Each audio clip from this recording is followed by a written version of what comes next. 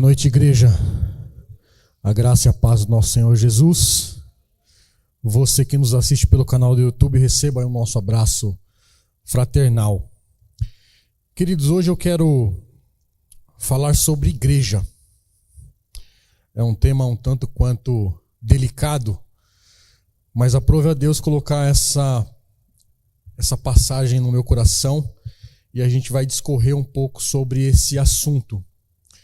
O tema da mensagem desta noite é uma igreja inspiradora.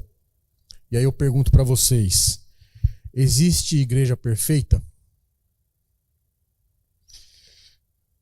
Não existe igreja perfeita, até porque se existisse igreja perfeita, com certeza nós nem poderíamos entrar nela, senão nós iríamos deixar ela imperfeita. Porque nós somos seres humanos imperfeitos, pecadores e dependentes da graça do Senhor Jesus. E glória a Deus que não existe igreja perfeita. Todos dependem da glória do Senhor. Todos dependem do ensinamento do Senhor. Todos dependem da palavra do Senhor. Então, mas eu quero te dizer nessa noite que, de fato, não existe igreja perfeita. Mas existe igreja bíblica que são inspiradoras para que nós possamos entender, compreender, e é um modelo a ser seguido. E eu confesso a vocês, queridos, eu passei por essa passagem bíblica, eu não sei quantas vezes, mas algumas vezes. E eu confesso que essa vez, quando eu comecei a meditar nesses dois livros, esse capítulo me chamou a atenção, e eu queria que você abrisse ele. É a carta de Paulo aos 1 Tessalonicenses, capítulo 1, dos versos 1 ao 10. Carta de Paulo aos Tessalonicenses, aos 1 Tessalonicenses, capítulo 1, versos 1 ao 10.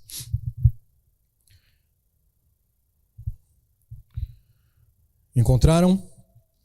A palavra do Senhor diz assim: Paulo, Silvano e Timóteo, a igreja dos Tessalonicenses, em Deus Pai e no Senhor Jesus Cristo, que a graça e a paz esteja com vocês. Verso 2: Sempre damos graças a Deus por todos vocês, fazendo menção de vocês em nossas orações e sem cessar, lembrando-nos diante do nosso Deus e Pai da operosidade da fé que vocês têm, da dedicação do amor de vocês e da firmeza da esperança que tem em nosso Senhor Jesus Cristo. Sabemos, irmãos, amados por Deus, que Ele os escolheu, porque o nosso evangelho não chegou a vocês somente em palavra, mas também em poder, no Espírito Santo e em plena convicção. E vocês sabem muito bem qual foi o nosso modo de agir entre vocês, para o próprio bem de vocês. E vocês se tornaram nossos imitadores e do Senhor, recebendo a palavra com alegria que vem do Espírito Santo, apesar dos muitos sofrimentos. Assim, vocês se tornaram modelo para todos os crentes na Macedônia e na Acaia, porque a partir de vocês, a palavra do Senhor repercutiu não só na Macedônia e na Acaia, mas a fé que vocês têm em Deus repercutiu em todos os lugares, a ponto de não termos necessidade de dizer mais nada a respeito disso. Porque, no que se refere a nós, as pessoas desses lugares falam sobre como foi a nossa chegada no meio de vocês e como, deixando os ídolos, vocês se converteram a Deus para servir o Deus vivo e verdadeiro e para aguardar dos céus o seu Filho, a quem Ele ressuscitou dentre os mortos, a saber, Jesus, que nos livra da ira vindoura. Exatamente esta igreja que eu estou falando, uma igreja a ser copiada, uma igreja de modelo para mim e para você. Tessalônica era uma cidade muito importante daquela época, uma cidade importante da Macedônia, com um grande comércio e influência cultural, mas também era fortemente marcada pelo paganismo e pela idolatria daquele lugar. O apóstolo Paulo, ele fundou a igreja durante a sua segunda viagem missionária. Essa descrição da segunda viagem missionária de Paulo está escrito lá em Atos, capítulo 17, dos versos 1 ao 9. Mas Paulo, teve que sair daquela cidade às pressas, porque ele estava sendo perseguido por aquelas pessoas. Então, ele saiu daquela cidade e deixou aquela igreja em movimento. E aí eu quero te dizer, o que é paganismo? Paganismo é um movimento religioso que as pessoas, elas acreditam em vários deuses. Hoje nós vemos isso muito claro em algumas, talvez, igrejas, em algumas pessoas que acreditam em tudo e em todos. Sim ou não? Infelizmente, queridos, esse paganismo foi inventado há mais de 2000 anos atrás e é recente ainda hoje, nos dias de hoje. Então tá arraizado em nossos corações. Muitas vezes nós adoramos falsos deuses, falsas religiões, por conta daquilo que pode trazer paz ou segurança aos nossos corações. Mas nós temos um Deus vivo, todo-poderoso, Criador dos céus e da terra, que Ele está vivo e operando em nossas vidas. Paulo, então, ele envia a carta para os Tessalonicenses para encorajar, para fortalecer os crentes que estavam enfrentando a oposição, a perseguição naquela igreja. As marcas essenciais da vida cristã ou da vida do crente, ou seja, do povo daquela igreja, eram 3 marcas essenciais: a fé, o amor e a esperança. Essas devem ser as marcas da minha e da sua vida. Quando nós olhamos, quando nós queremos algum modelo, nós precisamos olhar a fé, o amor, a esperança. As mesmas descrições que está lá escrito em 1 Coríntios capítulo 13, verso 13. Aonde está escrito: agora, pois, permaneçam a fé, a esperança e o amor. Estes 3, porém, o maior deles é o amor. O poder transformador do evangelho fez com que aqueles homens e as mulheres abandonassem os ídolos, a religiosidade, e passaram a adorar, passaram a exaltar e a servir o Deus vivo, como nós acabamos de ler no verso 9 de 1 Tessalonicenses capítulo 1. Porque nos que se refere a nós, as pessoas desses lugares falam sobre o que foi a nossa chegada no meio de vocês e como, deixando os ídolos, vocês se converteram a Deus para servir a Deus vivo e verdadeiro. Queridos, preste atenção como a palavra do Senhor, como o evangelho, ele tem o poder para transformar. Se nós lermos esta passagem de Atos capítulo 17, versos 1 a 9, nós vamos perceber que Paulo passou por aquele lugar por 3 semanas, ou seja, 3 semanas ele pregou o evangelho, e em 3 semanas, ou seja, em pouquíssimo tempo, as pessoas entenderam, compreenderam quem era esse Deus e se converteram ao Deus vivo. A gente sempre fala, quando a pregação lá de João Batista, ele pregava uma vez e convertiam milhares de pessoas. Hoje nós precisamos pregar milhares de vezes para converter uma pessoa. Mas o que nos conforta, o que nos deixa em paz e em segurança, não é aquilo que falamos, queridos. Porque o poder não está nas nossas palavras, o poder está na palavra do Senhor. É Ele que convence, é Ele que nos convence do nosso pecado e do nosso juízo. A conversão daquele povo foi tão verdadeira que mudaram as prioridades de fato, mudaram os valores e os comportamentos daquelas pessoas. Quando nós entendemos e compreendemos os nossos valores, as nossas prioridades, o nosso comportamento, ele tem que ser transformado.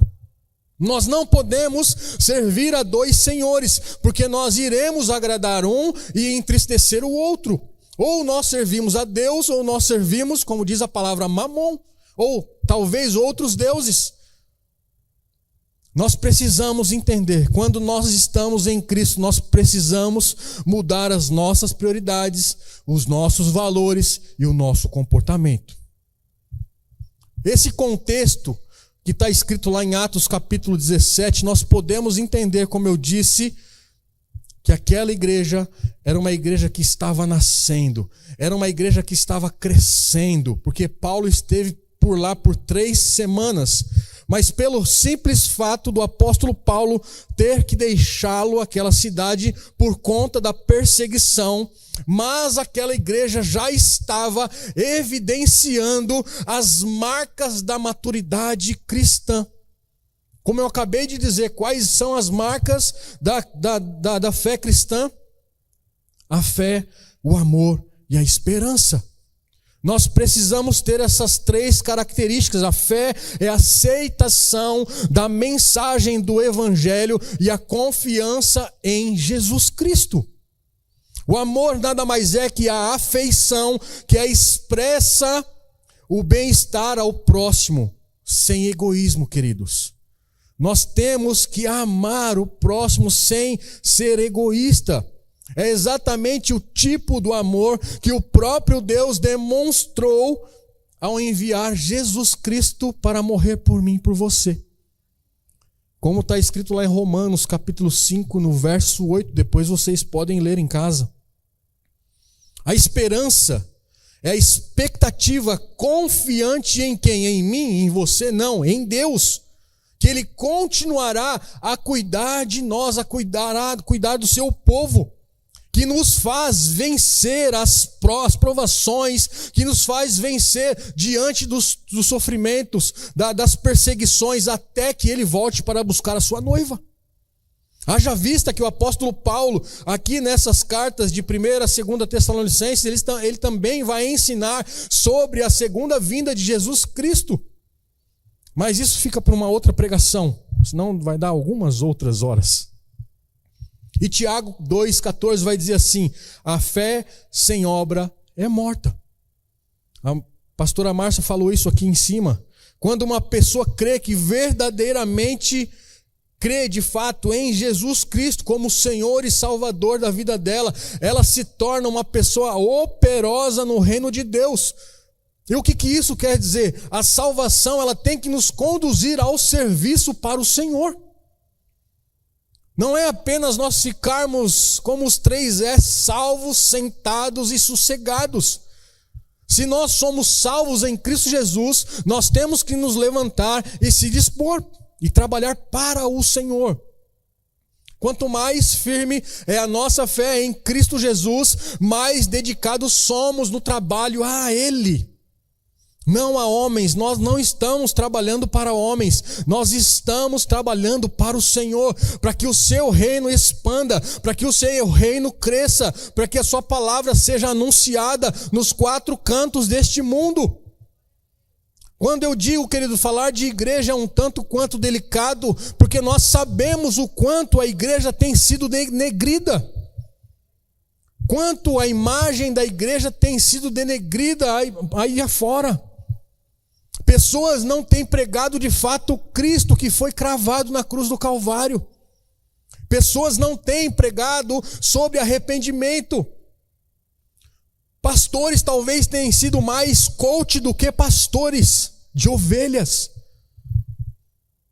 Por isso que nós temos que abrir os nossos olhos e saber se de fato essa igreja é uma igreja inspiradora. É uma igreja que tem pregado a palavra. A palavra operosidade que nós acabamos de ler aqui na carta de Paulo aos Tessalonicenses, no original grego é ergon. E que significado é esse? Negócio, serviço, aquilo com que alguém está ocupado. Isto é estar operoso. Está lá no verso 3, na parte A. Lembrando-nos diante do nosso Deus e Pai da operosidade da fé que vocês têm da dedicação, do amor de vocês e da firmeza na esperança que tem em nosso Senhor Jesus.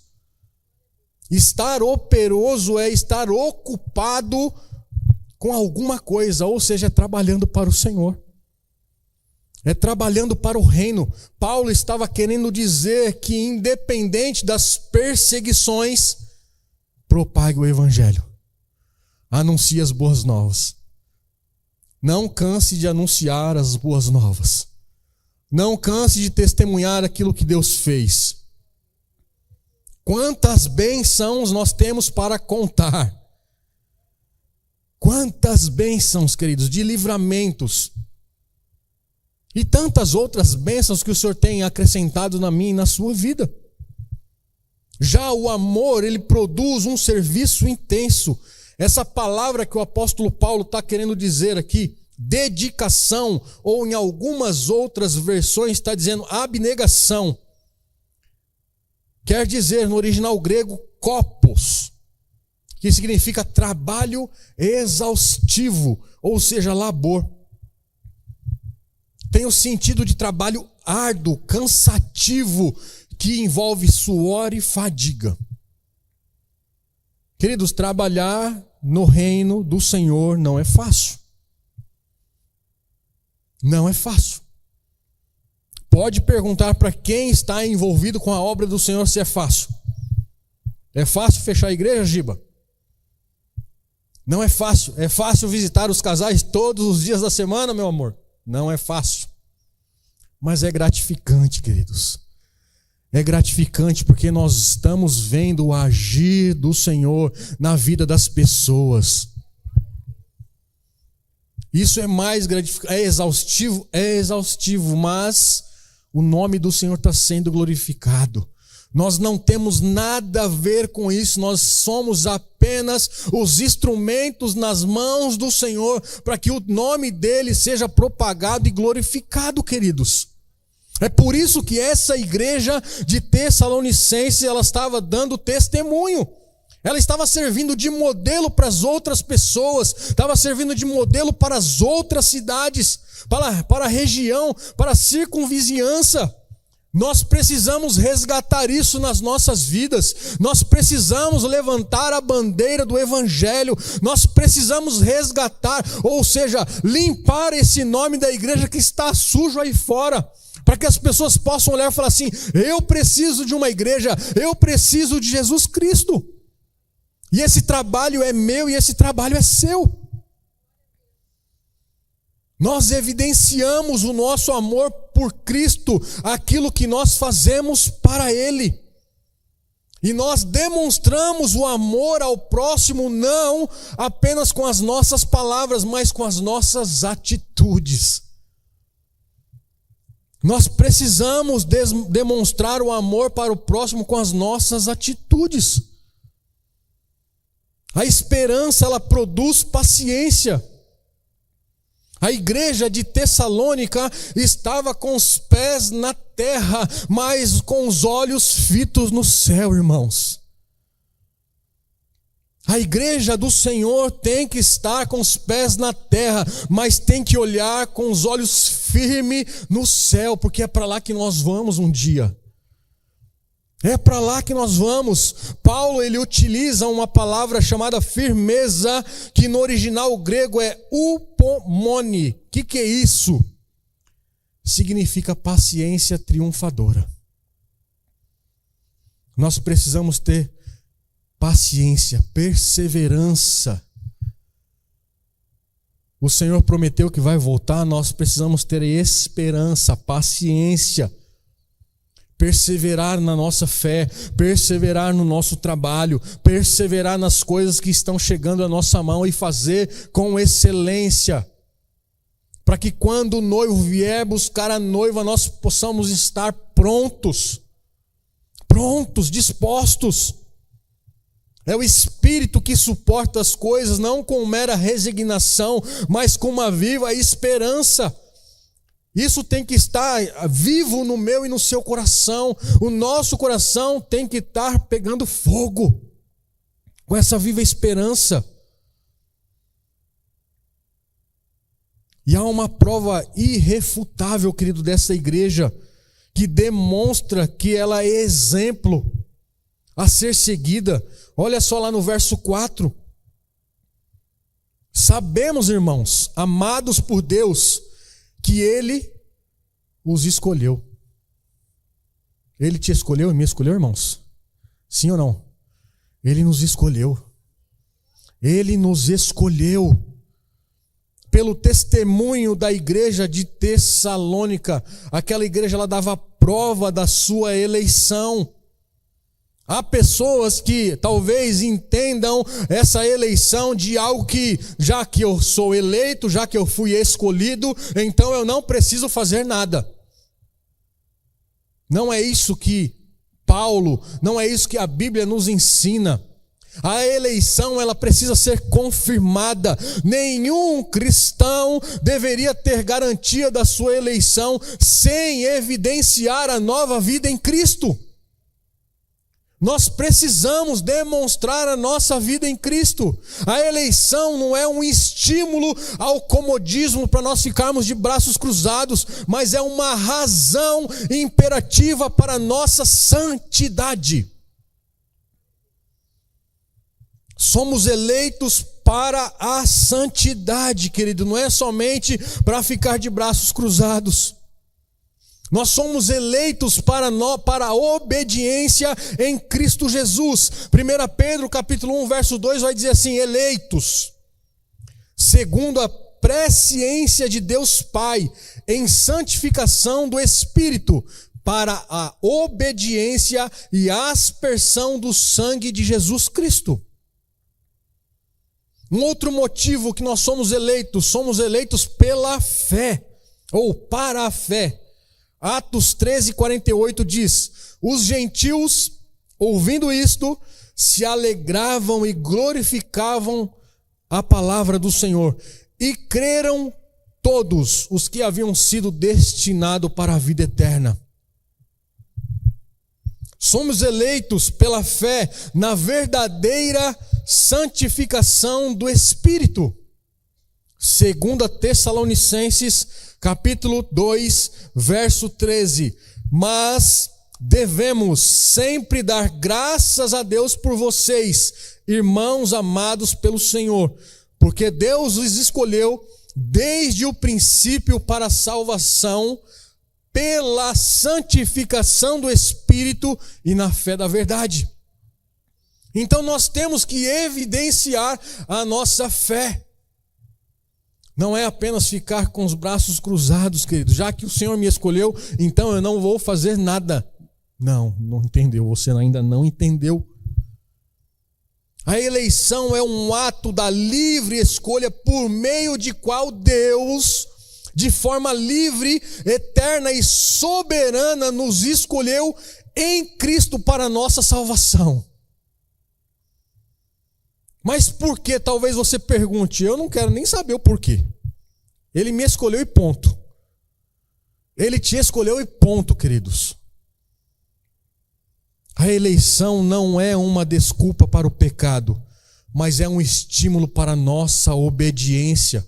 A eleição, ela deve ser evidenciada com humildade e santidade. Isso, de fato, é evidenciar a eleição do Senhor Jesus, os eleitos de Deus, como nós acabamos de ler no verso 4.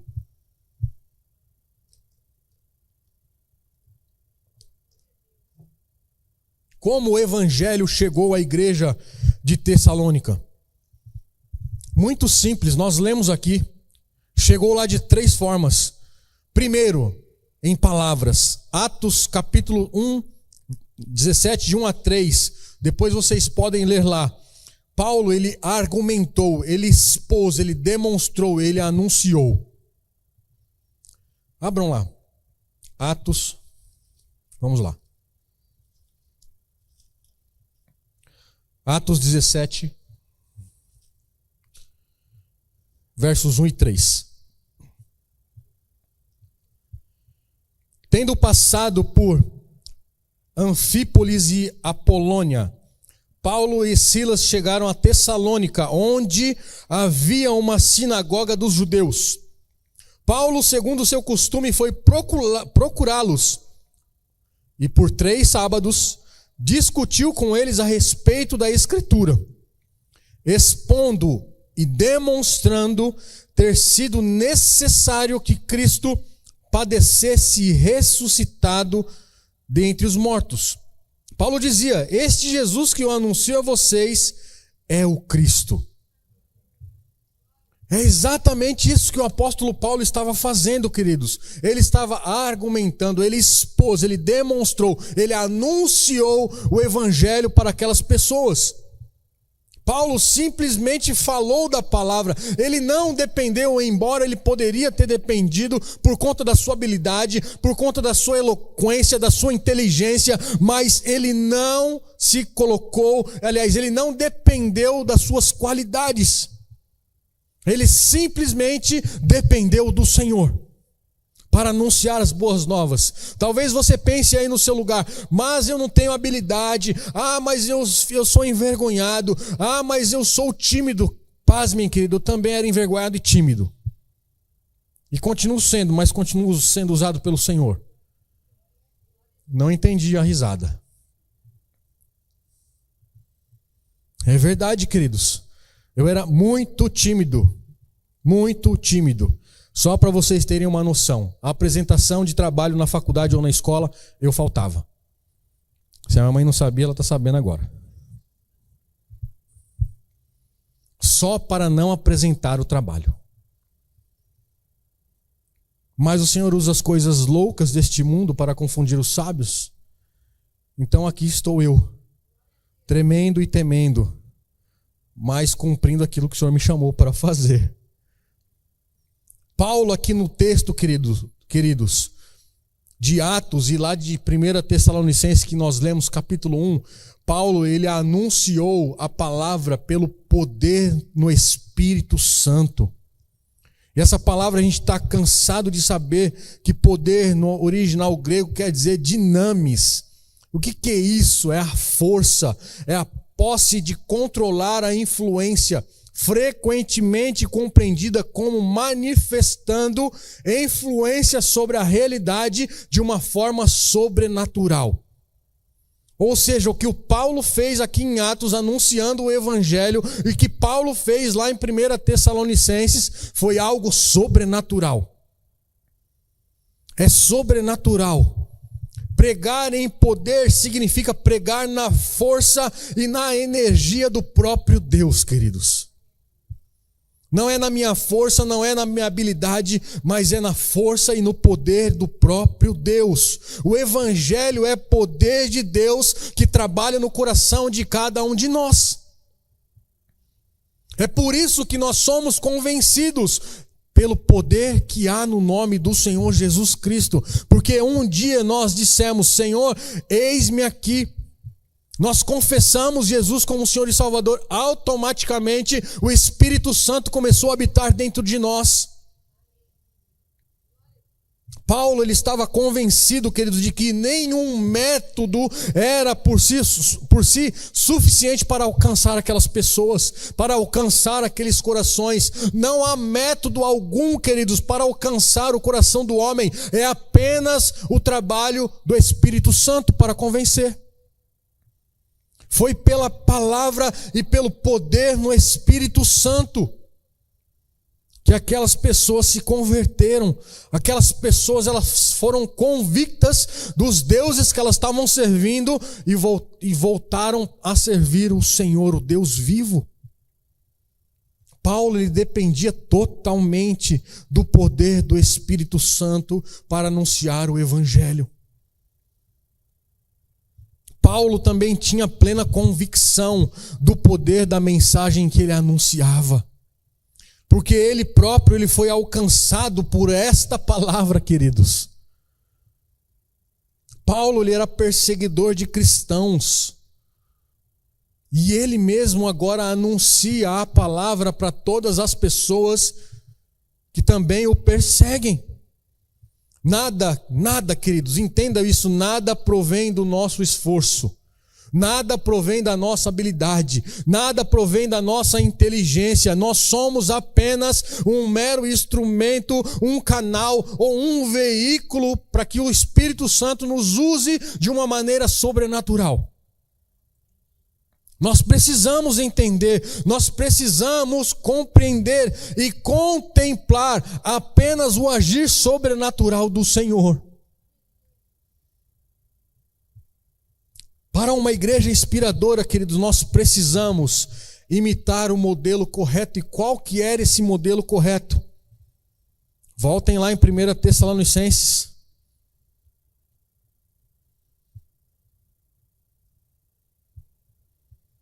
Todas as vezes, querido, queremos imitar alguém, nós precisamos voltar para a Bíblia. Os versos 6 e 7 vai dizer assim: vocês se tornaram nossos imitadores e do Senhor, recebendo a palavra com alegria que vem do Espírito Santo, apesar de muitos sofrimentos. 7. Assim, vocês se tornaram um modelo para todos os crentes na Macedônia e na Acaia. Percebam, queridos, mais um exemplo de que o evangelho ele não é fácil.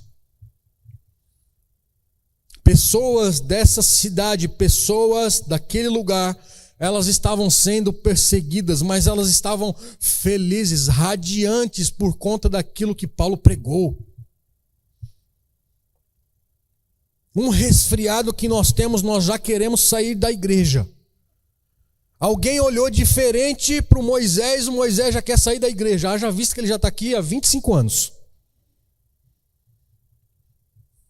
Já é o nosso patrimônio tombado. Imagine, Moisés, se alguém tivesse olhado torto para você, ou você tivesse saído da igreja. Queridos, eu vou contar algo para vocês aqui, mas não é para escandalizá-los, é apenas para um exemplo. Eu e a minha esposa, quando nós estávamos na outra igreja, a outra igreja que eu digo é no outro endereço, na Alameda Araguaia. Nós estamos também há 21 anos na igreja, a Márcia há 24 anos. Nós éramos da introdução e tinha algumas pessoas que elas não estão mais na igreja, então... Todas as vezes nós queríamos abraçar, cumprimentar, dar um abraço de boas-vindas para a igreja. Essa é a função do introdutor, sim ou não, Giba? Pois bem, tinha algumas pessoas que isso não aconteceu nenhuma e nem duas vezes. Nós ficamos com as mãos estendidas na porta e a pessoa passou e nem olhou para a nossa cara. Já imaginaram se eu tivesse saído da igreja por conta dessa situação? Sabe qual foi o meu pensamento e o pensamento da minha esposa? Talvez essa pessoa não estava num bom dia. Porque se eu trago esse problema para mim, nós iríamos ficar chateados. Nós iríamos talvez ficar pensando, mas esse irmão é... Não, queridos. Nós não temos esse poder de julgar as pessoas. Não temos esse poder de julgar as pessoas. Nós temos que ser modelos. Nós temos que ser exemplos. Como eu disse, a igreja ela não é perfeita porque ela é constituída, ela é feita por pessoas como eu e você. Fracos, falhas e pecadores e defeituosas, queridos. Da mesma forma que essa pessoa passou e não me cumprimentou, talvez eu tenha passado por algum irmão e não tenha cumprimentado, mas não foi por mal. Talvez por uma agitação, uma correria aqui ou ali. Nós precisamos imitar o modelo correto. Paulo, lá em 1 Coríntios capítulo 11, verso 1, vai dizer assim: sejam meus imitadores, como também eu sou imitador de Cristo. Nós precisamos imitar Cristo, nós precisamos olhar para o autor e o consumador da nossa fé. Essa palavra imitadores no original grego é mimetai. É da onde surgiu a palavra mímica. Uma pessoa que copia as palavras ou o comportamento do outro. E a igreja de Tessalônica, ela recebeu não apenas as boas novas do Evangelho, mas ela também recebeu uma nova vida em Cristo. Nós também recebemos uma nova vida em Cristo. Essa igreja, ela não apenas abraçou as informações, mas também a transformação, porque o Evangelho é transformador. É mudança de mente, é mudança de rota. Romanos 12:2 vai falar sobre a transformação da nossa mente. Nós não podemos ouvir a palavra e continuar sendo os mesmos. Tiago vai dizer que nós não temos que ser apenas ouvintes da palavra, mas praticantes dela. Nós precisamos praticar. Um outro item, para ser uma igreja inspiradora, nós precisamos receber a palavra correta. Mesmo sobre um forte clima de perseguição, de hostilidade lá na igreja de Tessalônica, mesmo assim, eles receberam a palavra com alegria. Como está escrito lá no verso 6 que nós lemos, recebendo a palavra com alegria que vem do Espírito Santo, apesar de muito sofrimento, de muitos sofrimentos. A igreja, ela nasceu saudável, queridos, porque a fé daquela igreja, ela foi fundamentada na base correta. A semente, ela cresceu, a minha esposa usou esse exemplo, e frutificou, porque ela nasceu em um solo fértil. Nós precisamos ter paciência, nós precisamos ser perseverantes. Sabe, queridos, hoje, infelizmente, nós vemos muitas igrejas doentes, igrejas sendo alimentadas com falsas doutrinas. Existem pouca coisa de Deus e muitas coisas do próprio homem. Infelizmente, há igrejas assim doentes. Infelizmente também nós vemos homens buscando mais os aplausos do que a glória do próprio Deus. É o próprio egocentrismo. Não podemos, queridos, não podemos. A nossa pregação tem que ser cristocêntrica. Tem que apontar para o Senhor Jesus, tem que apontar para a cruz. Nós precisamos todos os dias nos arrepender, nós precisamos todos os dias nos santificar, todos os dias nós temos que olhar para a palavra do Senhor e dizer assim: eu preciso mudar, eu preciso de uma transformação. Um outro ponto, uma igreja inspiradora, ela precisa ter uma reação correta. Isso está lá no verso 6 também. A igreja de Tessalônica, ela não ficou escandalizada e muito menos decepcionada com Deus por conta das lutas, por conta dos muitos sofrimentos, pelas tribulações. Ela não perdeu a alegria devido às perseguições. Nós não devemos perder a nossa alegria por conta das coisas que têm acontecido conosco, queridos. Hoje o que mais nós vemos é um evangelho sem cruz, sem dor, sem renúncia, sem sofrimento. Temos visto pessoas pregar o evangelho sem sofrimento. Vem aqui que o Deus vai te dar isso. Vem aqui que você vai ser próspero naquilo. Vem aqui assim, assim, assado. Promete coisas na boca de Deus que Ele nem disse. E aí as pessoas ficam frustradas. Eu não quero mais saber de Deus. Ele não responde a minha oração. A palavra do Senhor diz que nós teremos aflições, que nós íamos passar por sofrimentos. Mas é para nós nos alegrarmos, é para nós perseverarmos. O poder do evangelho não está apenas em nos livrar das tribulações, queridos, mas nos dar poder para transformá-los vitoriosamente. É isso que nós precisamos. Os imitadores se tornam exemplos. Quem não é imitador não pode se tornar exemplo. A igreja de Tessalônica que nós lemos aqui não apenas seguiu o exemplo de Cristo, mas também se tornou exemplo para os demais, para outras cidades. A palavra modelo utilizada por Paulo aqui no verso 7, assim vocês se tornaram modelo. No original grego quer dizer tipos. É uma forma representativa ou padrão, frequentemente imitada ou replicada. É uma marca deixada por um golpe. A igreja de Tessalônica, ela aprendeu e depois passou a ensinar. Nós precisamos sentar para aprender, depois levantar para ensinar, queridos. Nós precisamos ter o nosso coração ensinável. Nós precisamos ter um coração maleável. Nós precisamos ter um coração disposto.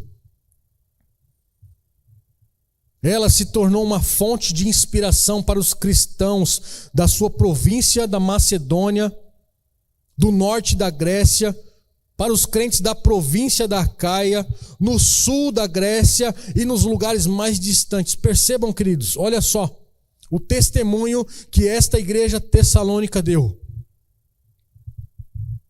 Nós precisamos dar testemunho. Nós precisamos resgatar aquilo que foi perdido. Nós precisamos voltar ao primeiro amor. Uma igreja inspiradora deve ser uma igreja encorajadora.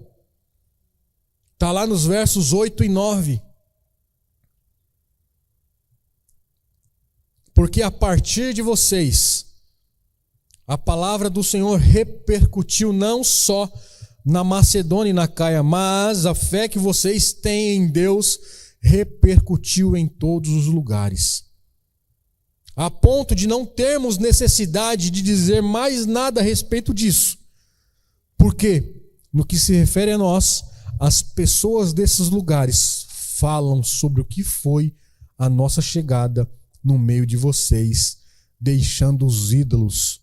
Vocês se converteram a Deus, a servir o Deus vivo e verdadeiro. Esse é o Evangelho, queridos. Esse é o poder do Evangelho que transforma pessoas. Os cristãos de Tessalônica, eles eram tanto receptores como transmissores do Evangelho. A vida e o exemplo da igreja de Tessalônica ecoaram e repercutiram não apenas naquele lugar, mas além das fronteiras. É isso que nós temos que fazer. O nosso evangelho, o nosso testemunho tem que ecoar além das nossas fronteiras. Tessalônica, como eu disse lá no início, por ser uma cidade comercial, iam pessoas e vinham pessoas em todo o tempo naquele lugar. Passavam muitas pessoas naquele lugar e ouviam falar do evangelho, ouviam falar daquilo que havia sido transformado. Como nós lemos lá no verso 8, essa palavra repercutiu, quer dizer exegetai. Palavrão, né? Quase. Qual o significado disso? Circular, reverberar. Circular de forma audível, concebido como algo reverberando, ecoando exteriormente como o som.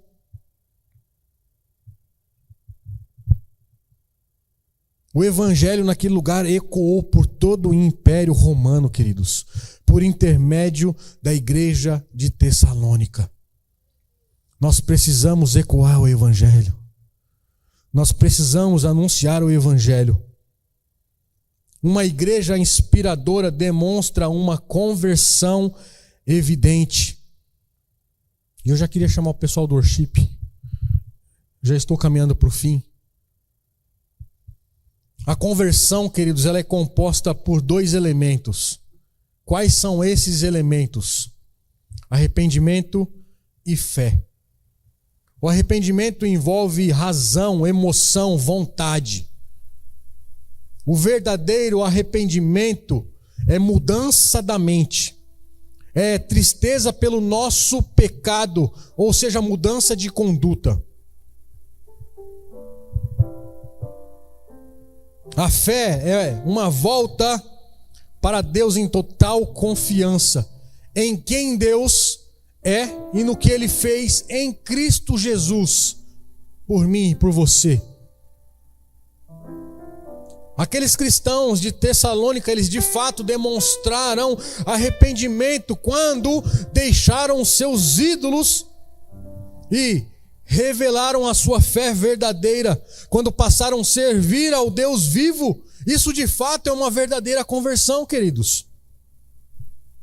Isso é evidência da minha e da sua fé. Isso é evidência do meu e do seu arrependimento. A maioria dos membros da igreja de Tessalônica, eles acreditavam, como nós lemos, em vários deuses. Eles eram extremamente religiosos, mas eles abandonaram os seus ídolos e passaram a adorar o Deus vivo.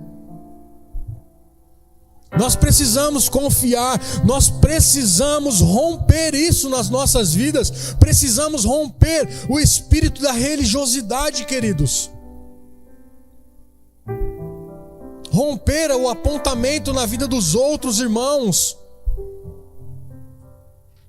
Aqueles cristãos de Tessalônica, eles romperam com a idolatria, se converteram de fato ao Senhor. Os olhos daquelas pessoas foram abertos para viverem livres. Nós somos livres em Cristo Jesus. Como está escrito lá no verso 3, eles abraçaram uma fé operosa. Eles se tornaram modelo, uma igreja que fez ecoar, reverberar a voz do evangelho por todo o mundo, conhecido naquela época, queridos. Nós precisamos ecoar o evangelho, nós precisamos resgatar isso na igreja. Paulo, ele escreveu, para nós finalizarmos, para a igreja de Tessalônica, elogiando pelo exemplo da fé, do amor e da esperança. E o texto vai mostrar como eles receberam o evangelho, não apenas com palavra, mas pelo poder do Espírito Santo. Quando nós somos tocados pelo Espírito Santo, há um poder transformador, há algo sobrenatural dentro de nós, que nós possamos tornar modelos para as outras pessoas. As pessoas têm que olhar para nós e não enxergar nós, mas sim o Senhor. Isso evidencia, isso de fato é a essência de uma igreja viva, de uma igreja saudável, queridos. Como eu comecei dizendo no início, várias vezes eu li sobre esta carta, mas de fato eu não prestei atenção de que era uma igreja saudável, uma igreja viva, uma igreja eficaz, uma igreja de exemplo para nós. Uma igreja que produz obras, um amor, uma igreja que inspira amor. Essa igreja de Tessalônica. Nós precisamos ecoar o evangelho, queridos. E eu queria te convidar a ficar em pé nesta noite.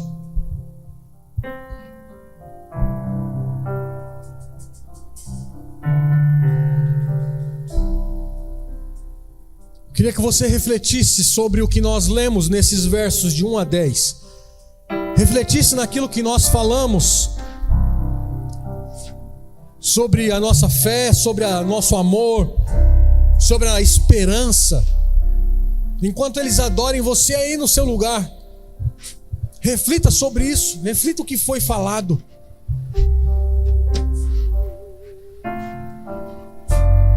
Sonda-me, Senhor,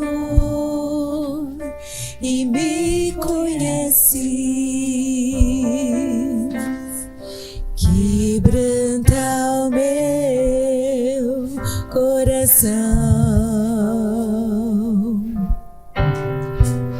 transforma-me conforme a tua palavra.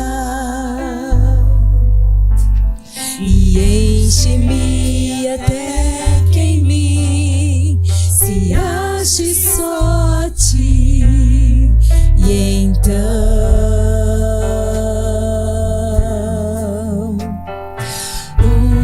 usa-me, Senhor.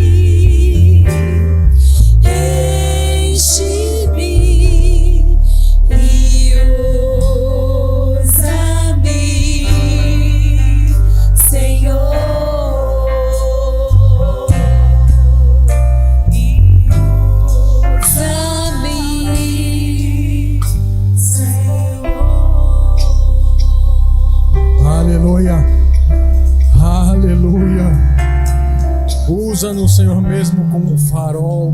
Usa-nos, Senhor, mesmo como uma ponte. Senhor, em nome de Jesus, cria em nós um coração quebrantado e contrito, Senhor.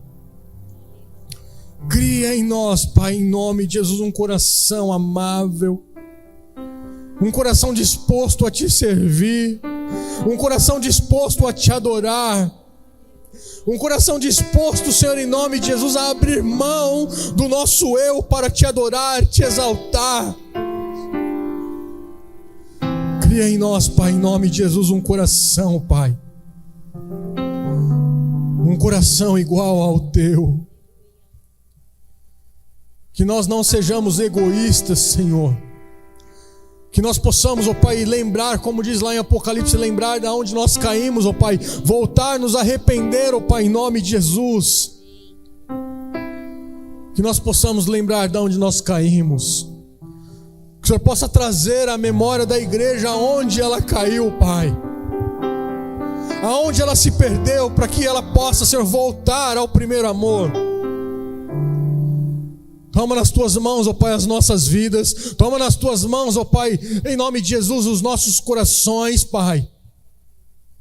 Que a cada dia nós possamos estar parecidos com o Senhor. Que nós possamos, ó Pai, resgatar, ó Pai, em nome de Jesus, o primeiro amor, a essência do seu evangelho.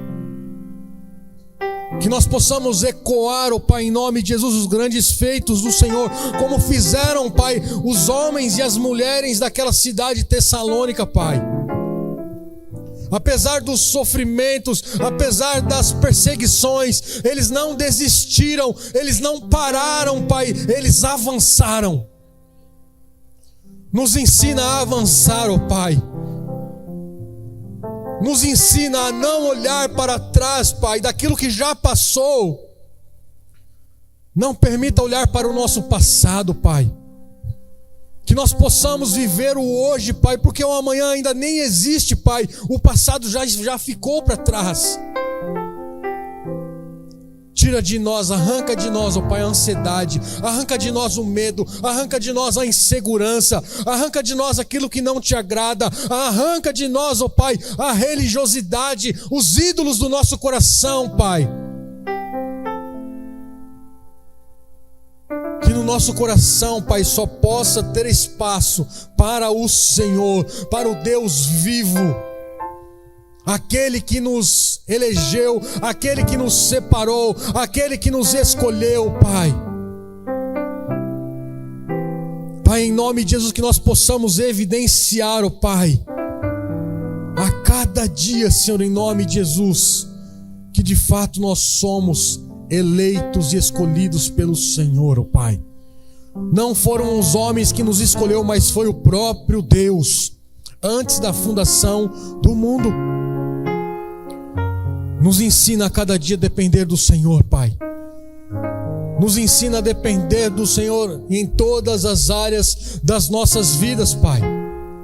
Na área ministerial, na área financeira, na área profissional, na área familiar. Nós colocamos os nossos filhos nas suas mãos, como flecha na mão do arqueiro, Pai. Toma nas tuas mãos, guarda a vida dos nossos filhos, guarda, Senhor, a vida das nossas esposas, guarda a vida dos esposos, dos maridos, ó Pai. Guarda os nossos familiares, guarda tudo aquilo, Pai, que leva o nosso nome. Pai, não permita, Senhor, que nada de mal nos aconteça. Que a nossa fé seja uma fé, Pai, em nome de Jesus, inabalável. Que nós possamos dedicar, Senhor, em nome de Jesus, a tudo aquilo que o Senhor confiou a nós. Que nós possamos estar firmes na nossa esperança, Pai. Convictos daquilo que o Senhor prometeu a nós. Convictos, ó Pai, em nome de Jesus, da sua vinda. Convictos, ó Pai, em nome de Jesus, que o Senhor virá resgatar a sua noiva, Pai. Nos prepara o nosso coração, prepara a sua noiva, Pai. Prepara a sua igreja, para que nós possamos te receber. Nos leva, Senhor, em paz para os nossos lares neste momento. Não permita, Pai, que tudo aquilo que recebemos nesta noite, que nós sejamos roubados, ó Pai. Que essa palavra, Senhor, em nome de Jesus, venha criar, ó Pai, raízes em nosso coração. Que nós possamos entender e compreender que nós não somos nada sem Ti, Pai. Nós declaramos que somos totalmente dependentes do Senhor.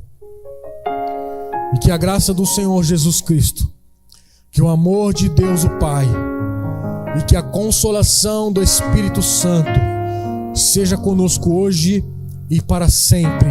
Deus os abençoe. Vão na paz em nome de Jesus.